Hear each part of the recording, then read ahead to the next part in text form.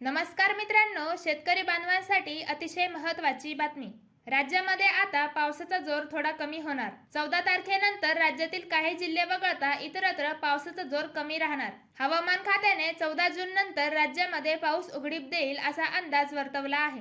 मात्र स्थायिक वातावरण तयार होऊन काही ठिकाणी जोरदार पाऊस देखील पडू शकतो। तर 14 तारखेनंतर नेमके किती दिवस कोणकोणत्या भागात पाऊस कमी होणार आणि कोणकोणत्या भागात पाऊस कायम राहणार हे आपण पाहूयात। पण यापूर्वी मित्रांनो, आपल्या चॅनलला सबस्क्राईब करून बेल आयकॉन प्रेस करा आणि व्हिडिओला कुठेही स्किप न करता व्हिडिओ शेवटपर्यंत नक्की बघा।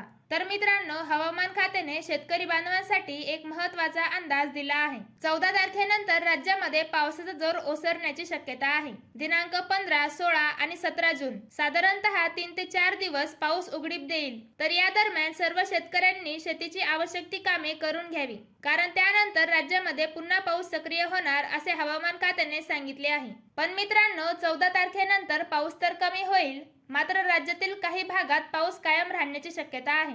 यामध्ये रत्नागिरी, कोल्हापूर, सातारा, सोलापूर, अहमदनगर तसेच नांदेड, लातूर, धाराशिव आणि मुंबई या जिल्ह्यांमध्ये पाऊस पडण्याचा अंदाज वर्तवण्यात आला आहे। तर इतरत्र मात्र 14 तारखेनंतर पावसाचा जोर कमी होईल। यामध्ये छत्रपती संभाजीनगर, जालना, नागपूर, पुणे, नाशिक, परभणी तसेच हिंगोली, वर्धा, बीड, पालघर, वाशिम, चंद्रपूर, गोंदिया आणि ठाणे या जिल्ह्यांमध्ये 15, 16 आणि 17 तारखेला पाऊस कमी राहील। त्यासोबतच मित्रांनो, धुळे, बुलढाणा, यवतमाळ, भंडारा, अकोला, नंदुरबार, अमरावती आणि जळगाव या जिल्ह्यांमध्ये सुद्धा 14 तारखेनंतर पाऊस थोडा कमी राहील। पण मित्रांनो, 15, 16 आणि 17 जून दरम्यान राज्यातील काही भागात स्थायिक वातावरण तयार होऊन पावसाची शक्यताही हवामान खात्याने वर्तवली आहे। तर 3 ते 4 दिवसानंतर राज्यात पुन्हा पाऊस सक्रिय होईल आणि जोरदार पाऊस पडेल असे हवामान तज्ञांनी सांगितले आहे। तरी सर्व शेतकरी बांधवांनी हा अंदाज लक्षात घ्यावा। व्हिडिओ आवडल्यास व्हिडिओला लाईक करा आणि पावसाबाबतच्या सगळ्या अपडेट वेळोवेळी पाहण्यासाठी आपल्या चॅनलला सबस्क्राईब करा। तर पुन्हा भेटूया पुढच्या नवीन हवामान अंदाजासोबत।